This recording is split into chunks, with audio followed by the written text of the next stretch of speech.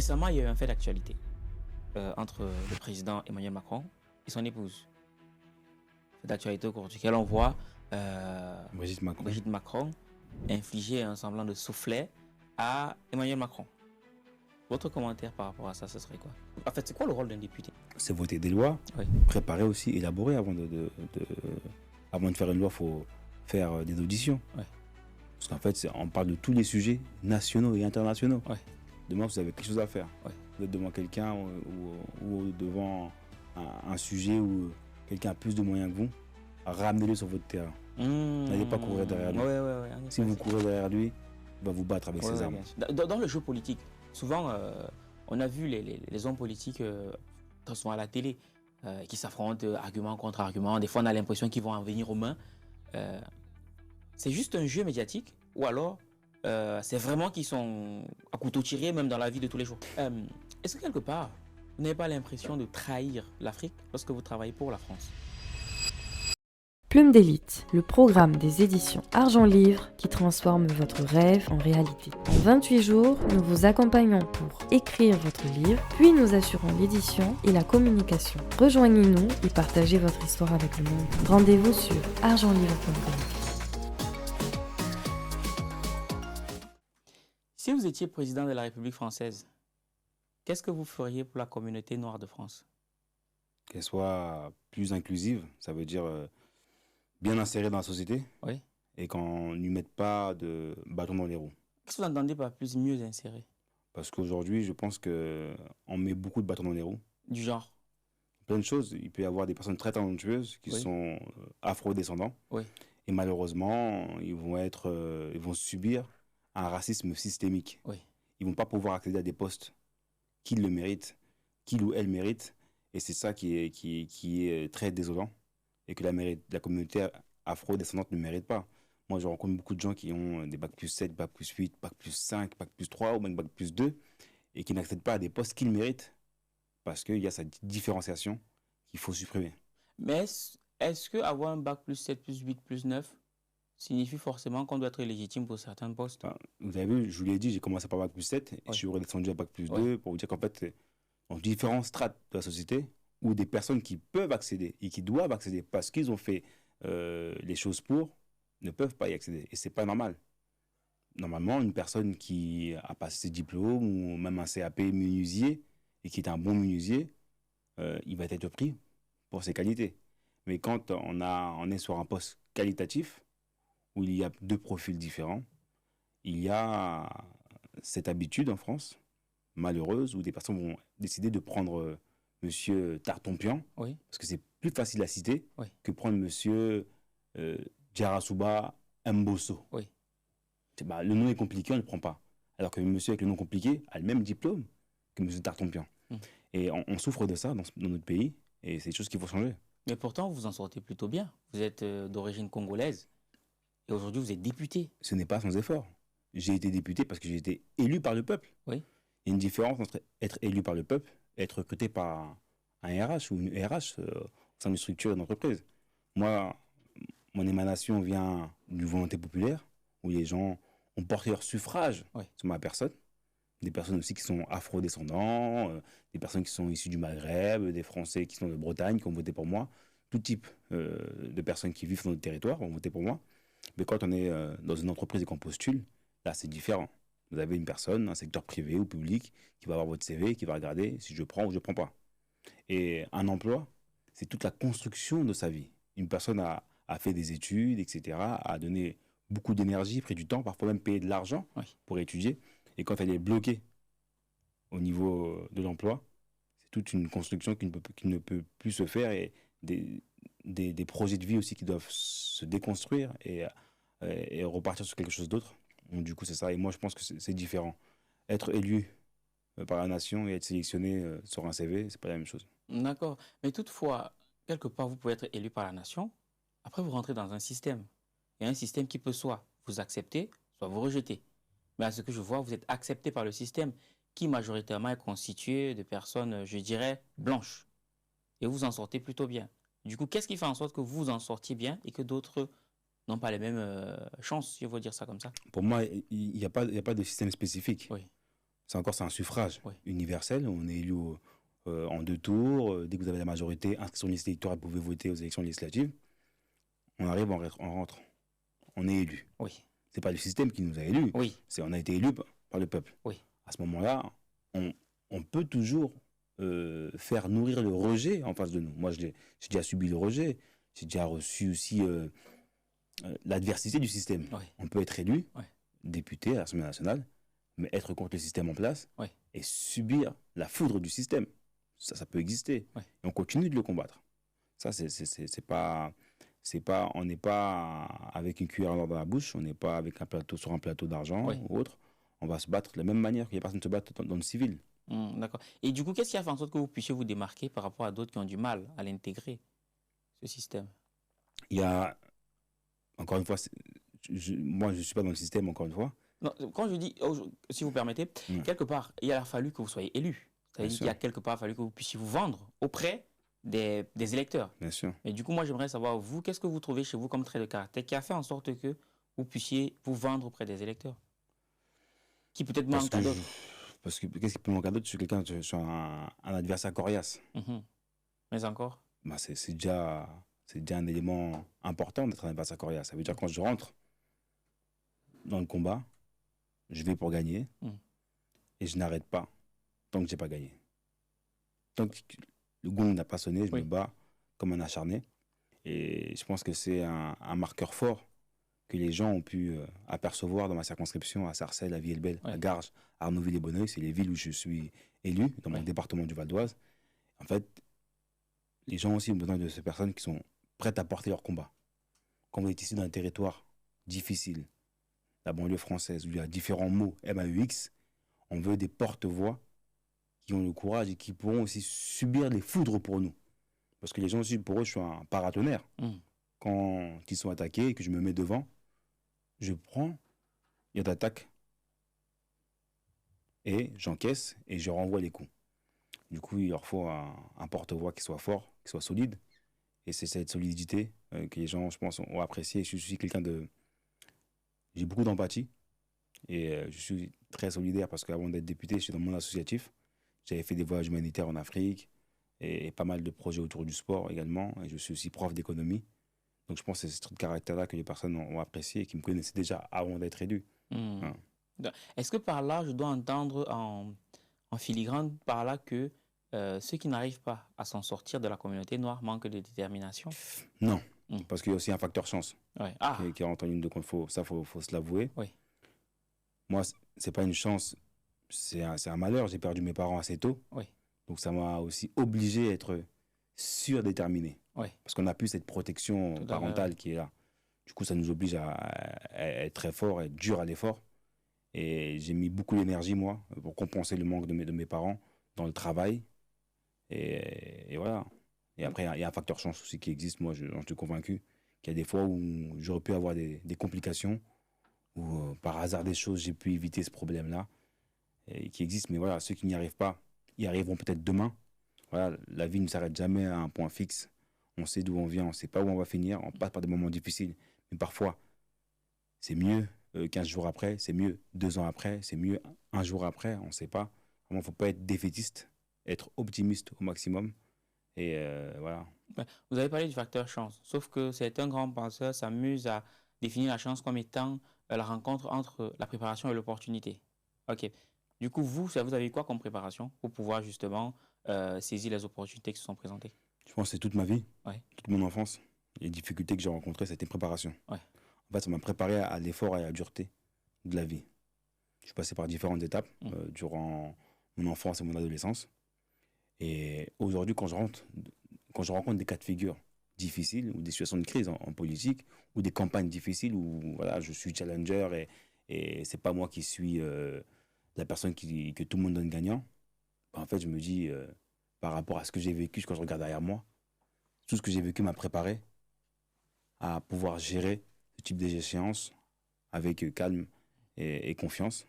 Et même quand tout le monde autour de moi n'a pas confiance et n'est pas sûr de dire on va pas gagner parce que celui qu'en face de nous a 60 ans, un blanc, qui a fait 4 mandats, comment on va le battre en 2022? Les gens me disaient mais c'est impossible.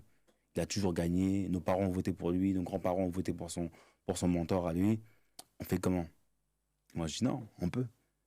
Parce que je sais ce que j'ai vécu. Mon vécu est des préparations. Ouais. Et pour moi, encore une fois, comme je dis, les malheurs que j'ai rencontrés Ouais. ont été une chance. Parce qu'ils m'ont donné la solidité pour gravir des montagnes. D'accord. Et du coup, vous dites quoi à une personne qui trouve qu'elle manque de chance? Vous lui dites quoi? La chance, il faut la provoquer. Ouais. On ne sait pas ce qu'on va devenir demain. Ouais. Voilà. Il faut sortir, discuter avec les gens. Une chose est sûre, si on ne sort pas de chez soi, si on est que sur les réseaux sociaux, on va rencontrer peut-être les mêmes personnes. Mais si on sort un peu plus, si on discute, si on dit bonjour, au revoir aux gens, si on sort de la zone de confort, on va rencontrer d'autres visages. Et au travers des rencontres, parfois, une personne à la lettre C, toi tu as la lettre D, Ouais.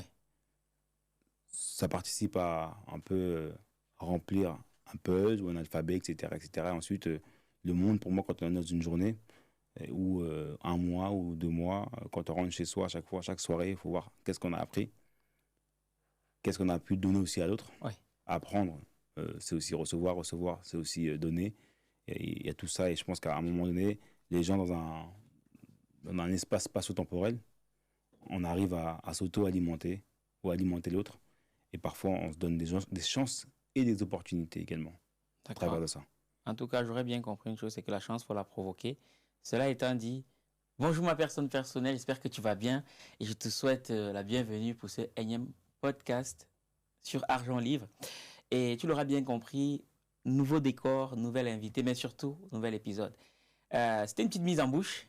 Et donc, l'idée pour nous, c'est d'échanger sur la thématique comment reconnecter la jeunesse à la scène politique. Moi, dans la jeunesse, je mettrais un accent sur la jeunesse afrodescendante parce que c'est plus de ça qu'il s'agit. Et au-delà de ça, ben écoute, si jamais, comme tous ces auteurs qu'on avait accompagnés, tu souhaites écrire un livre qui impacte, en 28 jours top chrono, on te met tout dans le premier commentaire de la vidéo ou dans la description. Cela étant dit, je ne saurais que démarrer cet épisode sans remercier Charles qui est à la régie et rappeler que nous sommes chez ultimatepod.fr à Cachan. C'est un espace qu'on a créé pour permettre aux uns et aux autres de pouvoir enregistrer des émissions de qualité dans un cadre de qualité. Bref, on te met tout dans le premier commentaire de cette vidéo. Maintenant que tout ceci est dit, on peut souhaiter la bienvenue à notre invité, le député Bilongo. Je tiens à rappeler que chez nous, c'est sans complaisance, mais sans condescendance, sans tir à balles réelles. Et je précise, avant que vous ne me tombiez dessus, c'est que M. Bilongo a accepté qu'on y aille franc jeu. Donc, on va y aller franco. Le continent. Le continent.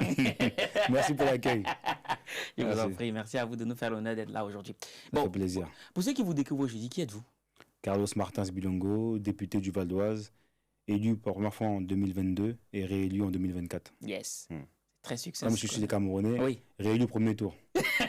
Ça veut dire quoi ça? Comme on est avec les caméras, il faut dire les choses. En tout cas, on a noté. Bon, tout à l'heure, vous avez dit que la chance, il faut la provoquer. Oui. Et quelque part, vous avez eu de la chance. Moi, j'aimerais bien savoir, je ne suis pas le seul, déjà, c'est quoi votre parcours? Comment vous avez fait pour devenir député en France? C'est quoi l'histoire derrière? L'histoire est simple, mais semée d'embûches. Oui. Je suis le dernier d'une fratrie de 6. Je suis le dernier. J'ai 4 grands sœurs et un grand frère. Oui. Je suis né à Villebel. Voilà. Mes parents sont d'origine congolaise. Ils sont arrivés en France dans les années 70. Et moi, je suis né à Villebel, dans un quartier populaire, quartier derrière les murs. On était une famille modeste, même très modeste, avec ma maman qui a enchaîné de 2 boulots. Elle était aide-soignante, mais aussi elle travaillait au marché de Sarcelles, un marché très connu et reconnu en Île-de-France. Et mon père était chauffeur dans les ambassades, ambassade du Gabon. Voilà, il gagnait le SMIC, pas grand-chose. Et du coup, ma mère se battait avec mon père pour remplir le frigo et payer les factures. Et ma mère n'a pas eu l'opportunité de pouvoir aller à l'école. Elle avait quitté l'école assez tôt. Quand mon père est arrivé en France, elle l'a suivi. Mais elle avait cette volonté que ses enfants ensuite aillent à l'école. Et mon père aussi était très exigeant envers mes grandes sœurs, avec mes grandes sœurs. Et elles ont fait quasiment tous de grandes études. voilà, dans différents domaines. Parce que voilà, on venait d'un quartier populaire et mon père voulait cette réussite-là parce qu'au travers de mes sœurs, pour lui, c'était une réussite de dire voilà, je suis arrivé du pays, mes enfants sont nés, pas toutes ici, mais j'ai deux sœurs qui sont nées à Kinshasa, pas toutes nées ici, mais elles arrivent, elles y grandissent, et elles font des belles études. Pour lui, c'était une fierté. Donc, il était aussi exigeant avec mon frère, avec moi. Un peu moins parce on est arrivés les derniers. D'abord, les quatre grandes sœurs avaient vraiment assuré. Et du coup, mon grand frère, lui, a fait des études pour devenir plombier. Et moi, j'étais voilà, un peu turbulent quand même dans ma jeunesse. Turbulent. Turbulent un petit peu. J'étais un peu agité, je fais un peu de bêtises. Je vais préciser un truc quand même, parce que j'avais vu un commentaire quelque part. L'homme qui trafiquera jusqu'à la tombe. Est-ce que vous avez fait du trafic? Non, pas de trafic. Est-ce que vous avez volé par moment dans l'épicerie? Non, j'ai dû emprunter, j'ai rendu. Ça veut dire quoi ça, emprunter? J'ai rendu. Vous avez pris sans demander quoi? J'ai rendu après. Vous avez pris sans demander? J'ai rendu. Ok, d'accord. J'ai oublié de demander. De demander, ok. Mais après, j'ai rendu. Ah, d'accord, ok. J'ai plus fait ça qu'autre chose. Mais comme j'étais un peu turbulent à l'école, chaque fois, je voulais être délégué de classe. Chaque fois, j'étais délégué parce que je voulais me défendre. Et comme mon nom, c'était Bilongo, donc au conseil de classe, mon nom passait vite. Après, pendant au moins 20 noms, je m'ennuyais. Au départ, je me défendais que moi. Et après, comme mes camarades de classe venaient me voir pour me dire alors, qu'est-ce qui s'est passé au conseil de classe? J'ai dit oui, bah, toi, tu as eu blâme, toi, tu as eu encouragement, etc. Et je me dis, ah, tu ne m'as pas défendu? Et je me suis dit, bon, je vais faire d'efforts, je vais aussi défendre les autres. Et j'ai pris goût. J'ai pris goût à défendre les autres. Ensuite, j'ai créé une structure associative dans ma ville où on faisait de l'aide alimentaire, aide aux devoirs avec les jeunes, on faisait des sorties éducatives, sorties au cinéma, on donnait aussi des cours de sport. J'ai passé un diplôme de CQP pour donner des cours de sport. J'étais animateur sportif dans ma ville. Et je faisais beaucoup de sport avec les mamans, les personnes qui sortent très peu de chez elles et de chez eux. Et au travers de ça, ça nourrit aussi un tissu social assez fort au travers du sport, parce que les valeurs du sport sont importantes. On peut faire du sport pour être en bonne santé. Et au travers de ça, moi, je passais aussi mes études. J'ai eu un BEP mécanique informatisé, parce que moi, je voulais en général après ma troisième, mais j'ai pas eu de bonnes notes, du coup BEP. Après mon BEP, je fais un bac pro, technicien d'usinage. Ensuite, je fais un BTS, technico-commercial. Déjà, du coup, de passer du BEP au BTS, à l'époque, c'était un truc incroyable.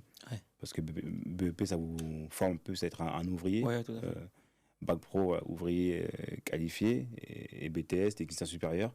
Mais sur un autre terme où c'était commerce technico-commercial. Et après, je fais une licence en marketing, négociation, option énergie renouvelable. Donc, j'ai de très bons résultats. Je valide mon année, mais après, j'arrête parce que ma mère décède pendant que je rédigeais mon mémoire. Et je rentre dans la vie active à ce moment-là, mais je suis toujours actif au niveau associatif. Et puis voilà. Et comme je suis très engagé dans mon associatif, je porte la voix des habitants. D'accord, ok. Et comme j'ai porté la voix des habitants qui étaient aussi des camarades de classe, et quand je fais campagne, quand je rentre dans la vie politique, c'est des personnes avec qui j'étais à l'école qui font campagne avec moi. C'est des personnes avec qui j'ai fait du sport qui font campagne avec moi. C'est des personnes avec qui j'étais dans mon associatif au niveau des amicales de locataires ou avec les sorties scolaires qui viennent faire campagne avec moi. C'est les enfants avec qui j'ai fait des devoirs, leurs parents qui viennent faire campagne avec moi. C'est les enfants que j'ai eu aussi en tant qu'éducateur quand j'étais éducateur dans le football. J'ai eu des équipes de foot à gérer. Quand j'ai des U13, U14, ces jeunes-là ont eu 18 ans, ont fait campagne avec moi. En fait, toutes ces personnes que j'ai connues dans ma vie, durant mes 20 ans à mes 25 ans, c'est ces mêmes personnes qui sont venues faire campagne pour moi. Ouais, ça confirme bien En fait, c'est une addition de tout ça. d'éléments. Incroyable. Et en fait, ça a donné une masse populaire où moi, pendant ma campagne, il y avait énormément de monde qui était là, qui tractait, qui allait faire du porte-à-porte, qui discutait avec les gens. Les gens, pour eux, c'était l'enfant du quartier, l'émanation du peuple, qui est candidat et qui va être élu et qui va gagner. Ah oui, ça montre bien qu'il n'y a pas de succès spontané, quoi. Non. C'est quelque chose qui a été construit depuis le début. Et je ne savais pas, à un moment, quand les gens me disaient mais peut-être que quand tu étais plus jeune, tu pouvais déjà être député. Pas du tout. Mon père regardait la politique à la télé avec ma mère.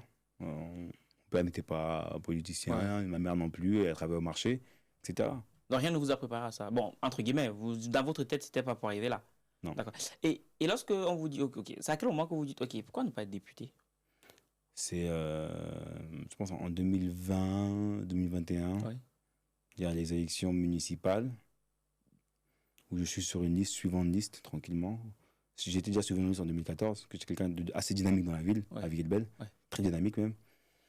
Et du coup, en 2021, quand je vois les élections régionales, je dis bon, pas mal. Je dis pas mal. Je pense que, et je regarde autour, je dis, mon profil n'existe pas. Profil. Profil que jeune, noir, D'accord. afrodescendant, 30 ans, il n'y a pas ce profil-là à l'Assemblée nationale. Oui. Je dis, prochaine élection présidentielle, parce qu'en 2022 c'était présidentielle, Oui. un an après, Oui. juste après les élections législatives, je vais tout faire pour être candidat et je vais tout faire pour gagner. Si vous permettez. C'est fort quand même. C'est-à-dire, vous êtes là où vous dites, il n'y a personne comme moi, et moi, je vais être là. Ouais. Et, est-ce que vous en parlez autour de vous? J'en parle à mes frères et sœurs au départ. Et qu'est-ce qui se passe? Rigolade. C'était incroyable. C'est en 2021, je pense oui, c'est le repas de Noël Ouais. à la maison, Ouais. en famille, avec mes sœurs, et je leur dis, et tout le monde me casse. Mais non, tu peux pas. Ouais, Toi aussi, franchement. Je t'ai bien regardé. T'abuses, je regarde comment tu es. T'es prof d'économie, c'est bien, arrête Ouais, là. ouais. Ah, la France n'est pas encore prête. Ah ouais. Mon frère me disait ça, mes sœurs et tout. Ils se moquaient de moi. Ouais. Ils se moquaient, on rigolait. Et moi, je leur dis, ne vous inquiétez pas, vous verrez. Et juste si vous Et permettez. comme je suis le dernier, je suis un peu têtu. Oui. Je dis, ok, vous vous moquez de moi. Je dis, c'est pas grave. On se reverra bientôt. Ah oui. Je dis, on se reverra l'année prochaine au même endroit. Ok. Et à ce moment-là, ça Tout vous le met monde pas me le dit, doute? fais ta campagne, on va pas t'aider, on va te laisser. T'es malade. Tu cours n'importe où. Qu'est-ce que tu racontes? Même les parents n'auraient pas voulu ça. T'as appris ça où? La politique. Mais qui va voter pour toi? Énorme. Je dis, non, vous inquiétez pas, vous allez voir. Ouais. La France n'est pas encore prête, regarde, on verra ça après. Ça n'existe pas au gouvernement français. Dans 5 ans, pas maintenant.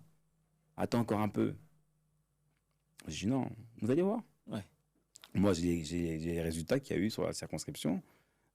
C'est possible. C'est mathématique. Ouais.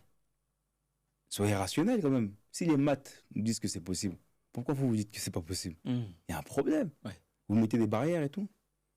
Et après, petit à petit, je prenais mon frère en one-one, une de mes sœurs en one-one, quand je les avais au téléphone juste après. Et elle commençait à dire, ah ouais, c'est vrai que peut-être que... Vous connaissez quand vous êtes à plusieurs. Oui, c'est pas pareil. Une personne va rigoler, tout le monde va rigoler. Ouais. Donc c'est pas grave. Et la situation se passe. Et après, quand la campagne commence, mes frères avaient dit, on va pas t'aider, on va te laisser, etc. C'était les premiers à être comme des fous. Ah oui. Ils m'appelaient comme un fou, comme des folles. Ils m'appelaient, alors, c'est comment? On y va quand? Ah oui. Et ils ont fait, même mes frères, mon frère et mes sœurs ont fait campagne avec moi, incroyable. Ils ont appelé des gens, toute la... Est-ce que pendant la campagne, vous n'avez pas eu des retours un peu racistes? Pendant la campagne, non. Pas du tout? Pas chez moi. Peut-être on a eu des trucs sur les réseaux sociaux, Oui. des gens qui viennent d'ailleurs. Oui. Mais à domicile, non. Non. Ok, Pas chez moi. c'est toujours bon de le savoir. Et pendant la campagne, pendant que vous battez campagne et tout, vous n'avez pas des moments de mou où vous dites est-ce que ça vaut la peine ou alors vous êtes à fond pendant toute la Non, campagne? on a des moments de mou. Oui. Parce qu'on est très attaqué. Ouais. Moi, je suis contre un baron qui a fait 15 ans de mandat. Oui. Du coup, c'est assez difficile. Ouais. Donc, les pots de banane sont là. Et c'est quoi comme pot de banane? Tout. On peut avoir des Vous n'aurez menaces. pas une petite anecdote comme ça à nous raconter? Par rapport aux menaces, par exemple? J'ai eu quoi comme pot de banane, on va dire, au moment du deuxième tour. Oui.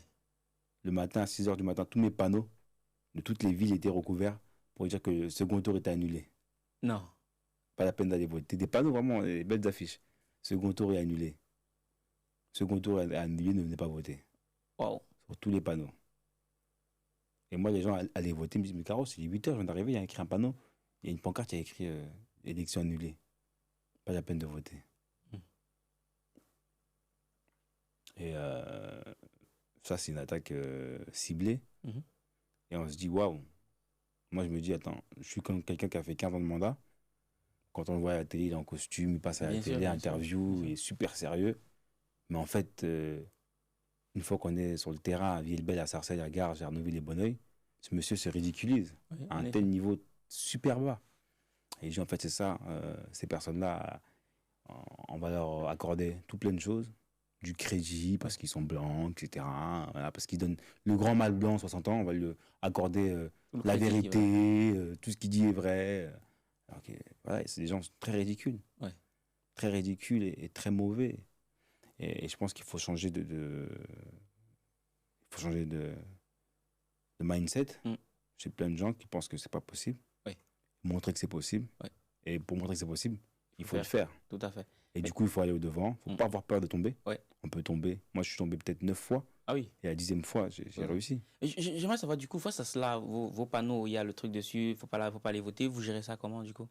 Ben, comme j'avais une belle communication avec les gens, un bon relationnel, Ouais. les gens m'avertissaient. Ouais. Nous, on avait prévenu la préfecture. Ouais.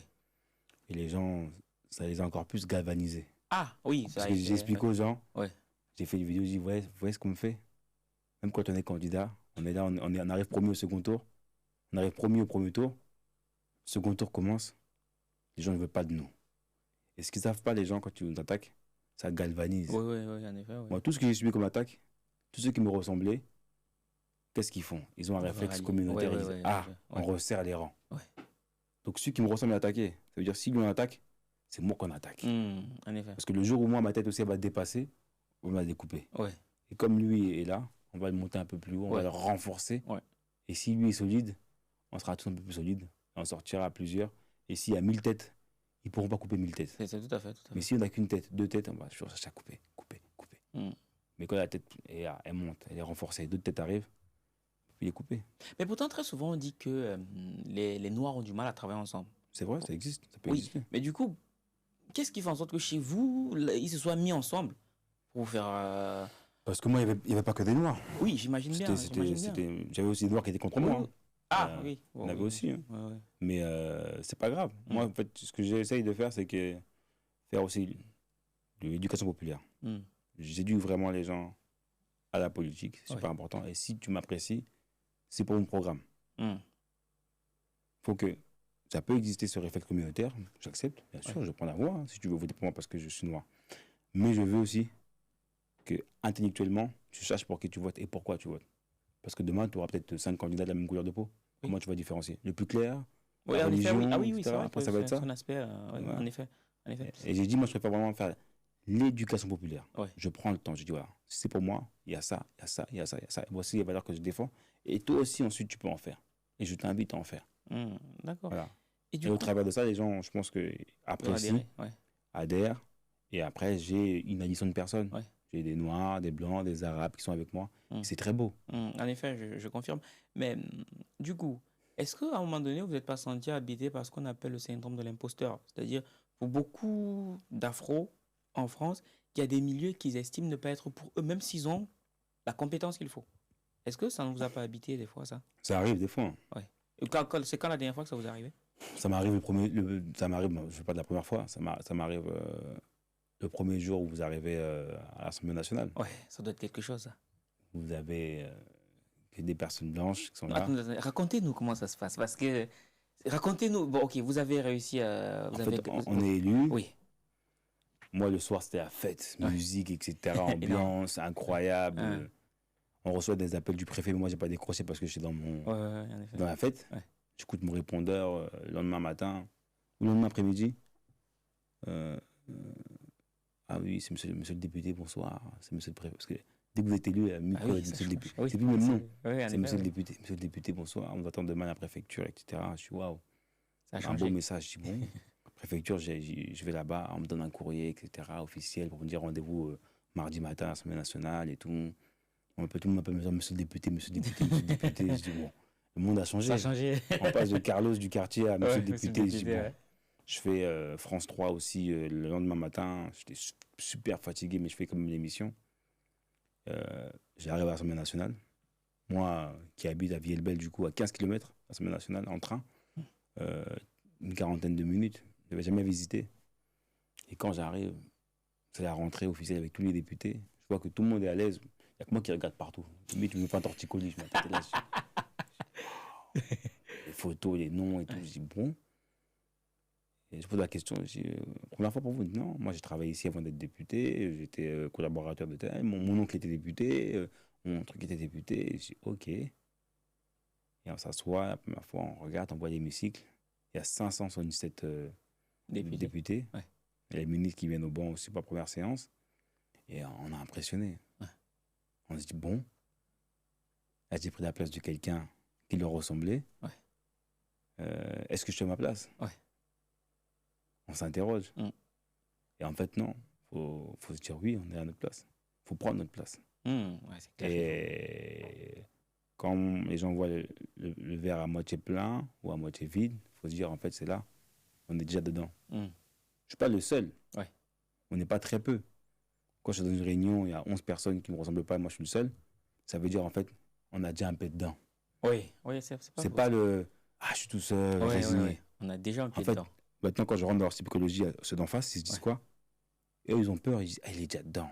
Ouais. Et comme il est dedans, d'autres vont avoir confiance et vont venir avec lui. Oui, c'est vrai. Et c'est ça, en fait, qu'il faut insuffler. Mm. C'est que le verre est dans le fruit. Ah oui, c'est vrai. Le Oui, verre c'est est dans vrai. le fruit. Et on est déjà dedans. Ok, d'accord. Et est-ce que depuis que bon, déjà, avant de poser C'est cette comme ça qu'ils question. le ressentent. Hein. Moi, j'ai compris que c'est comme ça qu'ils le C'est comme ressentent. ça. Parce qu'ils ont peur, ils ont une peur bleue de ça. Mm. De l'afro-descendant, Ouais. issu du quartier populaire. Oui. Même si vous êtes tout seul et ils sont 20, Ouais. ils vont avoir peur. Ah, ils vont avoir peur. Pourtant, ils sont 20. Hein. Ouais, pourtant, ils Vous êtes sont tout seul. Ouais. Et quand vous montrez que vous avez confiance en vous, vous êtes devant comme ça, vous les regardez. Oui. Alors là, ils sont quand même capables de courir, de prendre leurs pieds. Non. Bien sûr. Vous êtes tout seul. Et comment c'est quoi, vous avez vécu des expériences par rapport à ça ou c'est un ressenti juste? Ça se ressent. Il y a D'accord. des choses qui se passent dans l'esprit. Mm. Et c'est un combat d'esprit aussi, l'Assemblée nationale. Ah oui. Ça va être costaud quand même. C'est costaud, bien sûr. Ça va être costaud. Mais moi, j'aimerais savoir, une campagne comme celle pour la députation, comment vous la financez, vous? Avec le soutien populaire de vos proches. Comment ça, ceux qui cotisent 2 euros, 5 euros, 10 euros? Oui, ils vont cotiser jusqu'à leur possibilité. Ouais.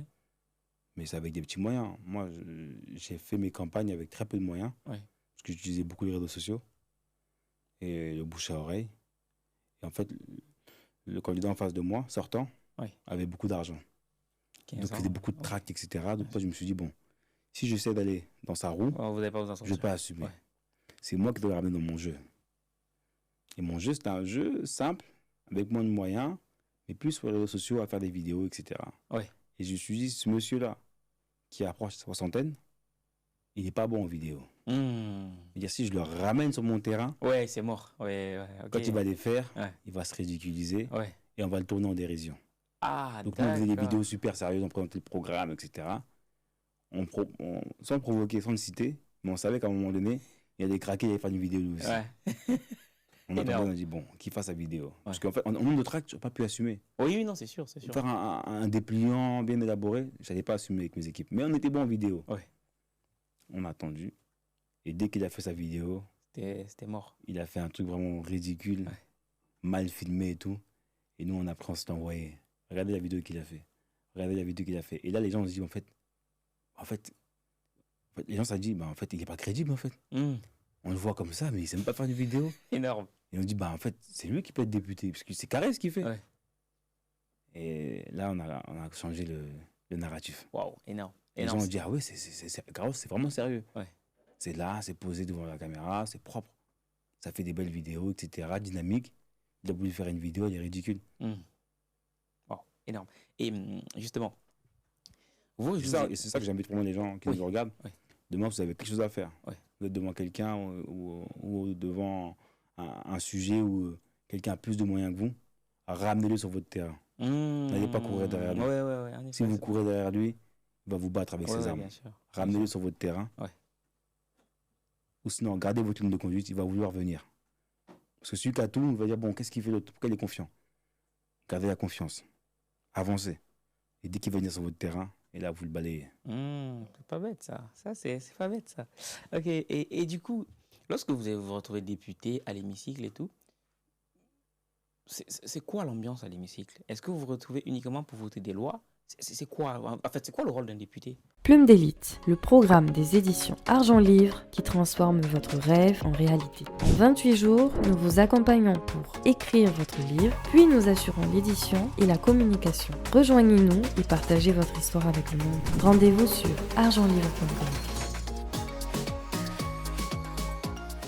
C'est voter des lois, Oui. préparer aussi, élaborer avant avant de faire une loi, il faut faire des auditions. Ouais.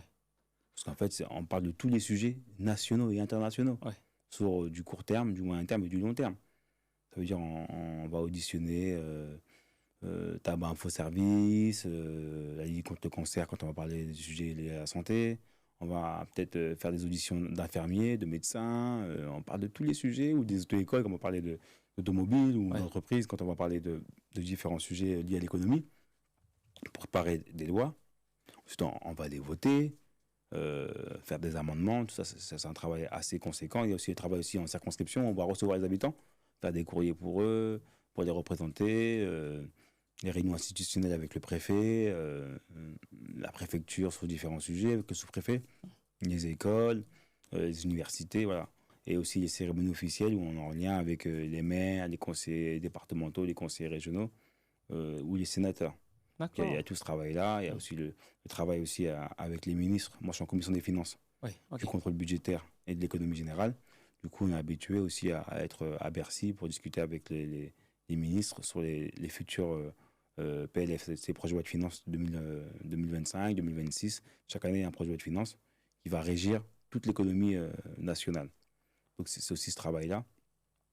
Mais voilà, c'est un travail aussi en circonscription. On est amené aussi à avoir une permanence parlementaire pour recevoir les habitants. Ok. Ouais, Mais après, l'ambiance à l'intérieur, c'est assez feutré parce que c'est très beau. Oui. C'est 7e arrondissement. Mais ensuite, c'est des affinités. Beaucoup de députés ont fait Sciences Po. Ils ont les mêmes promos, du coup, vont bien sûr, vont être amenés à se fréquenter. fréquenter. Ils ont les mêmes Même codes. si ce n'est pas le même parti, pas le même mouvement. Et après, par rapport à votre classe sociale, vous avez des gens avec qui vous avez des affinités parce qu'ils sont aussi du même milieu que vous. Peut-être des gens qui étaient ouvriers, qui peuvent être à l'Assemblée nationale. Il y a des liens qui sont un peu plus simples. Sinon, par rapport au territoire, moi, je suis très proche des députés ultramarins, avec qui on discute beaucoup. Il y a beaucoup d'indépendantistes, des députés guyanais, avec qui je suis très proche. Ou sinon des députés des quartiers populaires. Mais du coup, ça gagne combien un député par mois? C'est 7 000 euros. 7 000 euros par mois. Brut. Ok. Vous payez vos impôts. J'ai aussi cru comprendre que lorsqu'on est député, on a un salaire qu'on a à vie, même si on cesse d'être député. Non, on cotise pour notre retraite. Oui. Il y avait un régime qui était assez spécial en 2017, mais depuis 2017, il a été supprimé. Ouais. Du coup, on a un régime un peu à la norme, quoi. D'accord. Ok. On n'a pas de salaire à vie. Il n'y a pas de salaire à vie, parce que bon, ça doit être humain. Et dans le jeu politique, souvent, on a vu les hommes politiques sont à la télé, qui s'affrontent argument contre argument. Des fois, on a l'impression qu'ils vont en venir aux mains. C'est juste un jeu médiatique, ou alors c'est vraiment qu'ils sont à couteau tiré, même dans la vie de tous les jours? Non, c'est le pouvoir de la rhétorique. Ouais. Ils ne vont pas être d'accord sur un sujet, du coup, ils vont en débattre. Ouais. Après, je pense qu'à un moment donné, ils peuvent boire un café ensemble. Ça peut arriver à un moment donné où vous vous retrouvez au même moment au bar. Vous faites quoi? Vous vous dites pas bonjour? Vous vous tournez le dos comme ça? En fait, les politiciens, ils courent dans notre tête, quoi. Non. On est vraiment en conflit. Ouais. On peut continuer un débat au bistrot, au bar. Ouais. Mais à un moment donné, parfois, on peut... Moi, tu dis, je supporte le PSG, moi aussi. On va discuter 1 minute, et après, ça va s'arrêter là. Ouais. Okay. Mais après, on n'est pas des amis dans la vie. Ensuite, on va se battre sur un débat en plateau. On va pas être des amis. Mais ça peut arriver qu'à un moment donné, au concours des circonstances, on va se serrer la main, on va discuter 20 secondes, 1 minute, 5 minutes, et puis stop. Okay. Mais après, d'autres ont fait les mêmes promos, du coup, sont un peu plus proches. Mais c'est rare, parce qu'on a vraiment très peu de temps pour nous. Okay. Et moi, en fait, mes amis ne sont pas en politique.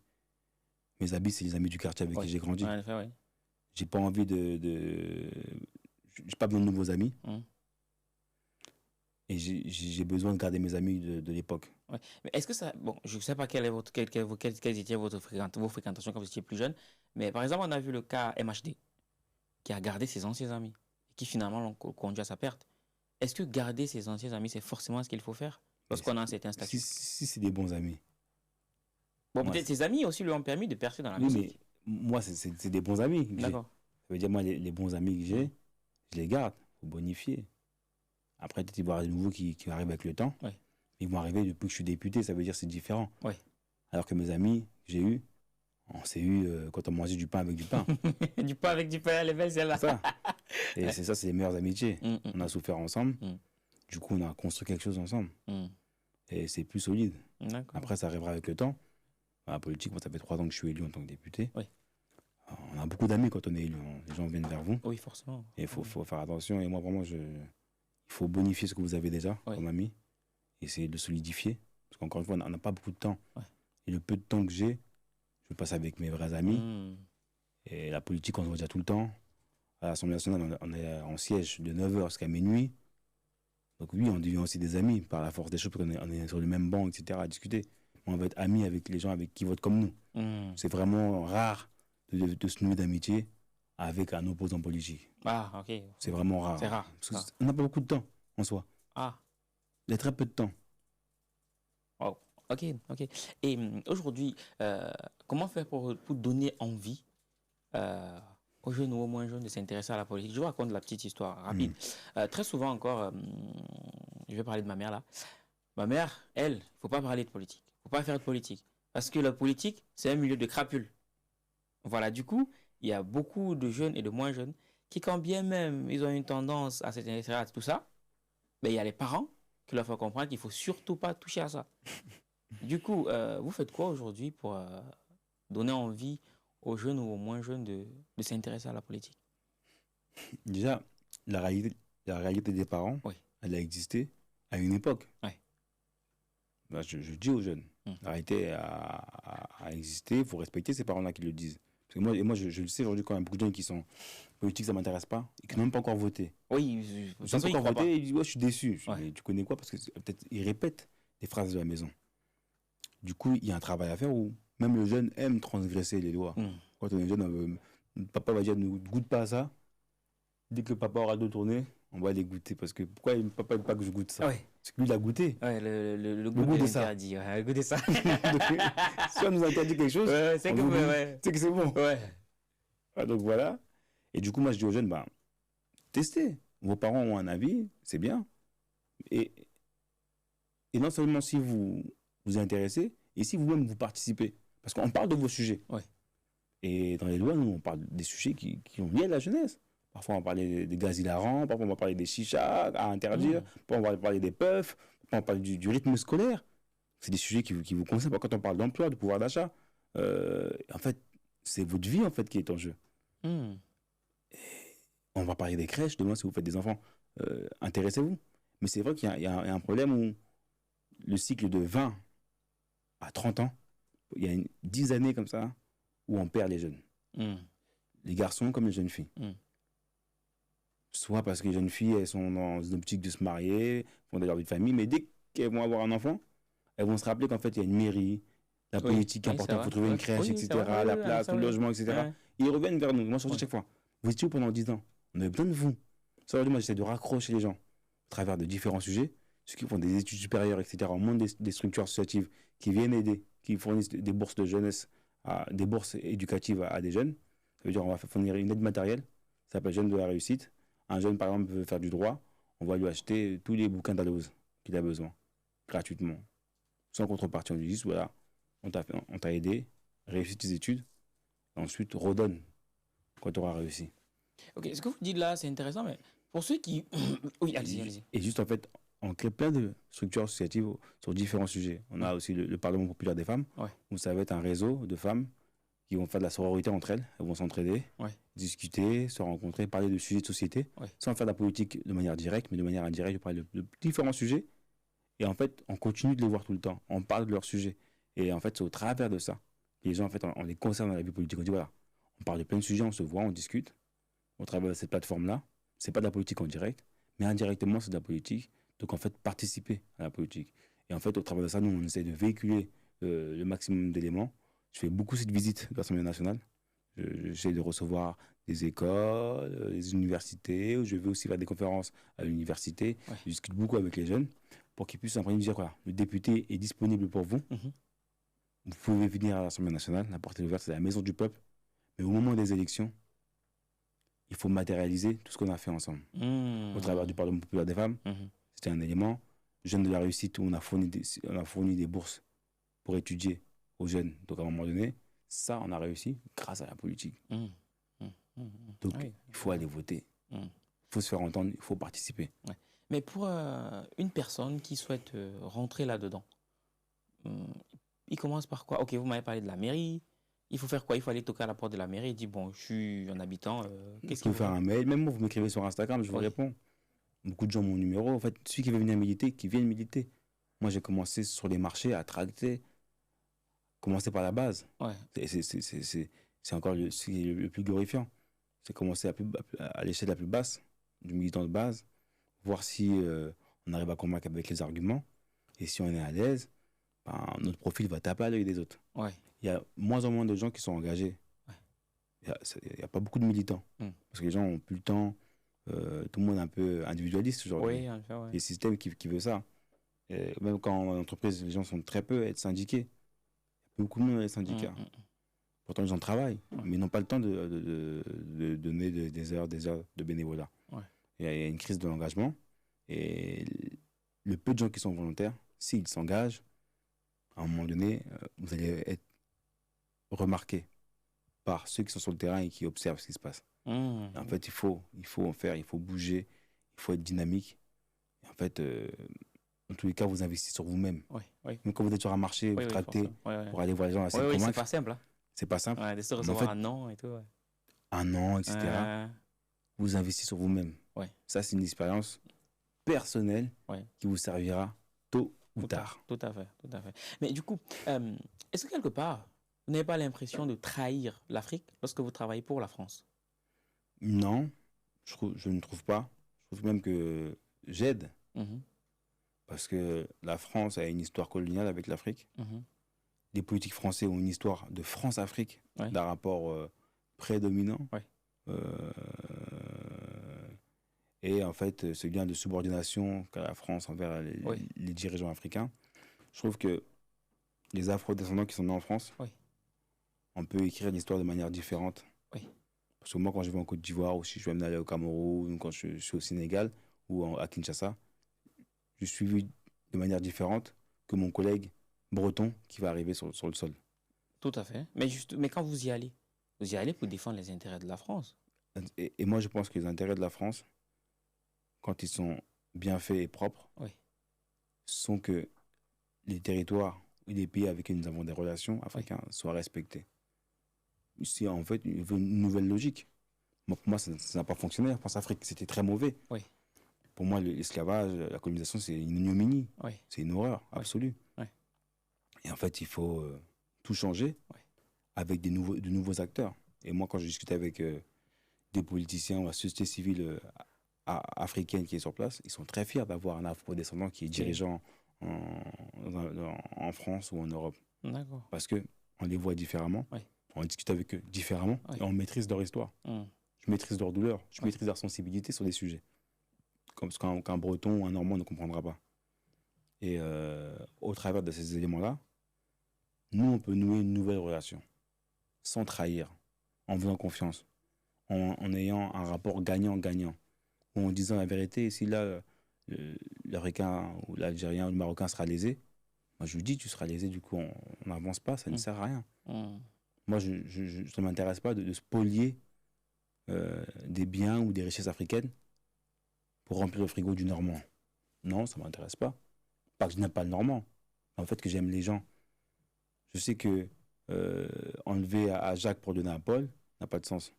Du coup, enlever à Mamadou ou à Binta pour donner à Benoît ou à Jean-Luc, non, en fait. Tel que ça a été fait à l'époque, en fait, on n'a pas besoin de ça pour évoluer. Et même le monde, par rapport aux perspectives qu'il offre, soit la technologique ou biodiversité, les choses sont de manière différente. Et aujourd'hui, le continent africain est un continent jeune, le continent européen est un continent vieillissant. On a besoin du continent africain, mais sur différents aspects, pas sur les aspects coloniaux ou d'exploitation. D'accord. Et aujourd'hui, vous vous sentez plus français qu'africain ou plus africain que français? Quand je me lève le matin, je vois un noir devant le miroir. Donc je suis un afro-descendant et fier. Comme il y a eu des afro-américains, je pense qu'il y a des afros qui sont sur le sol français, avec la légitimité de dire on est très africain, de par nos expériences. Après, ça dépend. Tous les noirs ne sont pas africains à 100%. Ça peut arriver d'autres. Mais moi, je le suis. Je parle le lingala, je parle un peu swahili. Je suis très fier d'être congolais d'origine. Et on est aussi fiers d'être français, Mm. parce que c'est aussi notre pays, on est né ici. Et en fait, c'est une chance d'avoir cette double culture, Mm. qui n'est pas un défaut, Mm. qui ne doit pas être mis en opposition. Parce qu'il suffit demain, interview est coupée, quelqu'un va dire bah, il ne peut pas prétendre être plus que député parce qu'en fait, il se sent plus africain que français. En fait, non. Il ne peut pas prétendre être ministre parce qu'en fait, il se sent plus congolais que français. Mm. Et en fait, on était dans les mêmes écoles Ouais. que les autres. En fait, et parfois, moi, je vois qu'il y a un problème d'être franco-espagnol. Quand on a même monsieur Valls qui était candidat à Barcelone, il est revenu en France pour devenir ministre. Mais je vous le dis, ce cas de figure-là, vous prenez un franco-camerounais qui était ministre en France. Il va au Cameroun pour devenir candidat au municipal de Douala. Il perd les élections.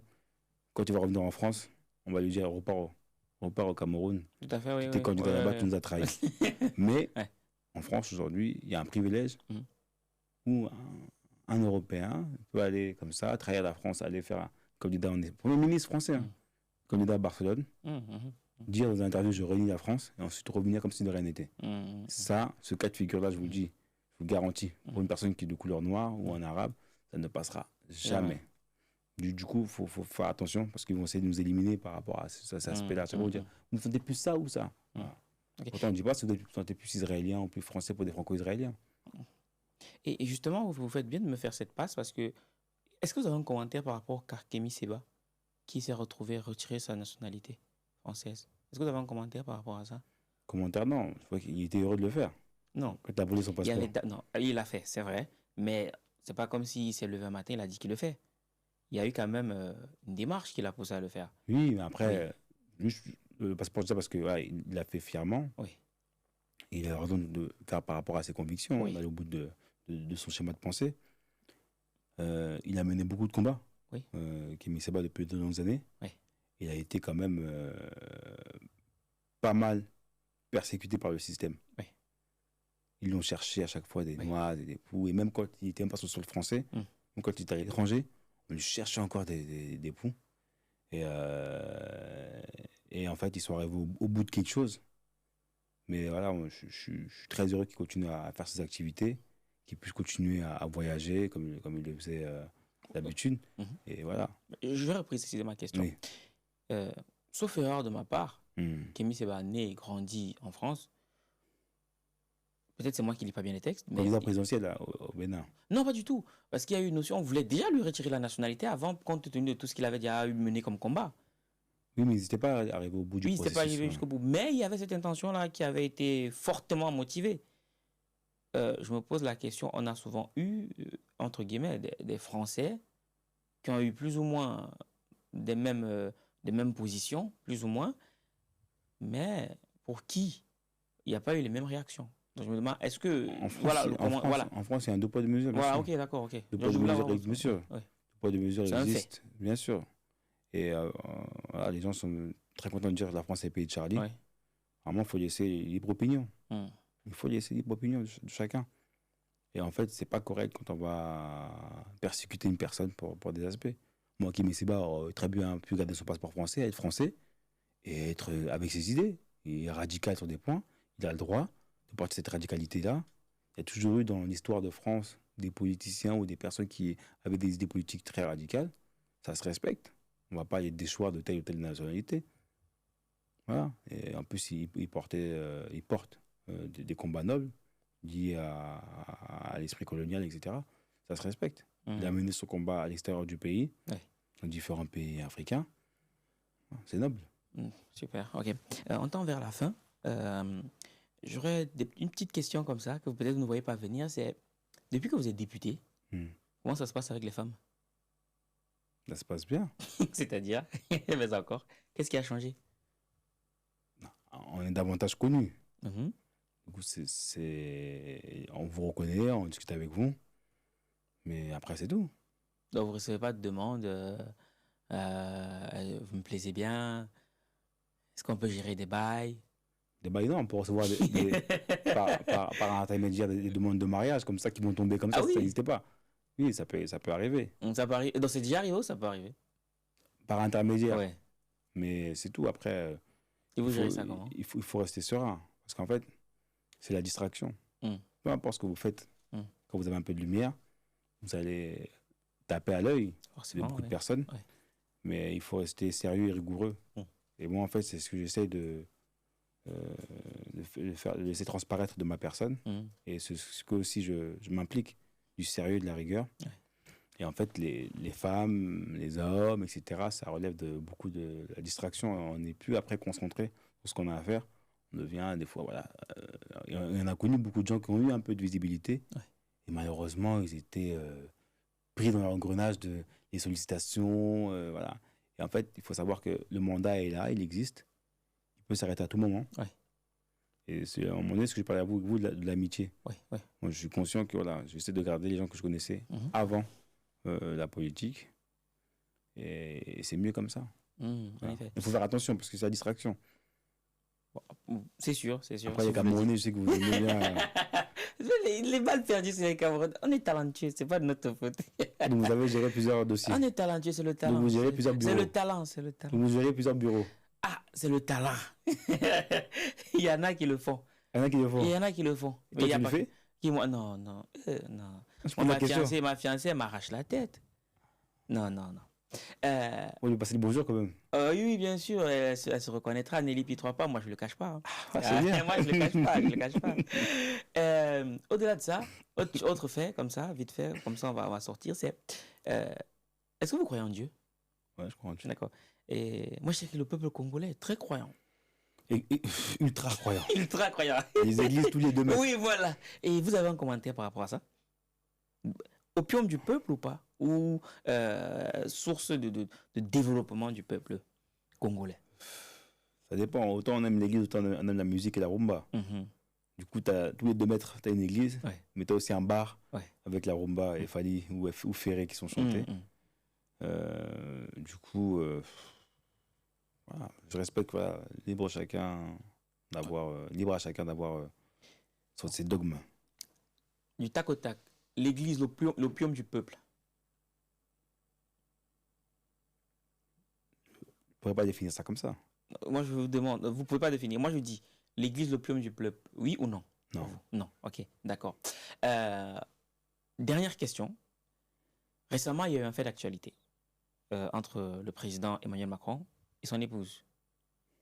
Fait d'actualité au cours duquel on voit Brigitte Macron. Brigitte Macron infliger un semblant de soufflet à Emmanuel Macron. Votre commentaire par rapport à ça, ce serait quoi? Le président souffre. Ça veut dire quoi, ça, il souffre? Bah, vous n'avez pas vu même sa réaction. Après, il a fait des médias pour s'expliquer. Ouais. On tombe bien bas. Mm. On voit que voilà, le président ne tient même plus à la maison. Mm. Même face caméra, la première dame le ridiculise. Mm. En fait, c'est honteux. Mm. Vraiment, il est devenu hors sol. Mais il souffre. Hein. Mm. Mais Il a dit, lui, les gens sont des maboules. Les gens parlent de ça toute la journée, mais ils sont maboules. En fait, ce qui est maboule, c'est cette scène. Mm. La porte de l'avion va s'ouvrir. Vous avez fait 10 heures d'avion ensemble. Si vous vous disputez pendant 10 heures, mais au moment où vous sortez de l'avion, on ne laisse rien transparaître. C'est l'image de la France, quand même. C'était une puissance mondiale. Que vous pensez les autres chefs d'État avec qui vous êtes assis sur une table? Vous dites, mais lui, on le ridiculise. Comment réagit M. Trump? Il a fait une conférence de presse, on pose la question, il a rigolé. Voilà, on subit ensuite les moqueries. Il faut ensuite assumer les moqueries qu'on a fait générer. Mm. Et malheureusement, ça aussi, il ne l'a pas assumé, mais c'est à son niveau. Je pense qu'il est en fin de mandat, et c'est la fin de quelque chose, et puis c'est fini, hein. Il est en roue libre. Hein. Mais est-ce que c'est pas humain parce qu'au fond, ce sont des humains? On est des acteurs politiques avec pignon sur rue. Ouais. En plus, le président de la République, on dit, Ouais. on a 10 heures de vol pour arriver à destination. Si on se dispute avant, ou sinon on ne prend pas l'avion avec la personne. Mm. On fait 2 vols séparés, ou sinon on ne vient pas. Voilà, même un député, demain, moi, j'aimerais pas que mes affaires, mes histoires avec ma campagne, ils soient à place publique. Ou qu'on ait à discuter de manière publique devant tout le monde. Ça n'intéresse pas les gens. Ça va intéresser si on l'expose, et si c'est vu, et si les médias reprennent. Mais l'humain et le personnel doit rester chez soi. Mm. Ok. Mais est-ce que ce n'est pas plutôt le geste de sa compagne qui serait à condamner plutôt que de condamner le président? Moi, je sais pas, si une femme lève la main sur son homme, c'est qu'il y a eu quelque chose qui l'a poussé. Attendez. Faut dire la vérité. Attendez. Là, Moi, je défends la femme toujours. oui, mais est-ce que c'est pas très grave? Est-ce que c'est pas une fois de plus entre vous qui êtes en train de faire du deux poids, deux mesures? Non. Si c'est. Oui. Moi, je défends la femme dans tous les cas. Oui. Mais c'est pas juste de le faire. Non, moi, je pense que c'est juste. Je pense que si cette dame. Oui. Parce que les femmes, surtout une femme qui suit un acteur politique Oui. de premier plan, Oui.